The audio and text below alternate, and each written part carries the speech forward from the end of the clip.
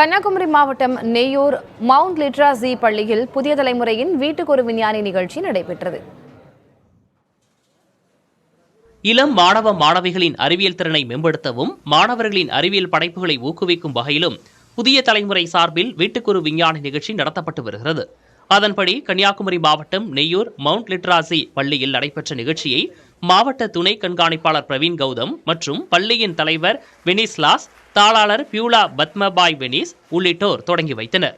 இந்த நிகழ்ச்சியில் 50க்கும் மேற்பட்ட அரசு பள்ளி மற்றும் தனியார் பள்ளிகளில் இருந்து 250க்கும் மேற்பட்ட அறிவியல் படைப்புகள் காட்சிப்படுத்தப்பட்டிருந்தன. நிகழ்ச்சியின் சிறப்பு விருந்தினராக பள்ளியின் இயக்குனர் ஆலன் மேஜர் வெனிஸ் மற்றும் பள்ளியின் முதல்வர் லட்சுமி கலா மற்றும் மாவட்ட சுற்றுப்புறச்சூழல் ஒருங்கிணைப்பாளர் மலர்விழி ஆகியோர் கலந்து கொண்டனர்.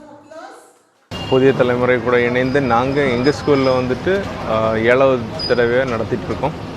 இது வருஷம் நாங்கள் ரொட்டீனாக நடத்திட்டு இருக்க ஒரு ஈவெண்ட்ஸ் நடத்துறதுக்கு மவுண்ட் லிட்ராசி ஸ்கூல் நெய்யூர் மேலே ஸ்டூடெண்ட்ஸ் வச்சுருக்க நம்பிக்கையை நாங்கள் காப்பாற்றுறதுக்கு ரெடி. அண்ட் இதே மாதிரி புதிய தலைமுறை கூட இன்னும் நிறைய நிகழ்ச்சிகள் நடத்தணும்னு நாங்கள் விரும்புகிறோம்.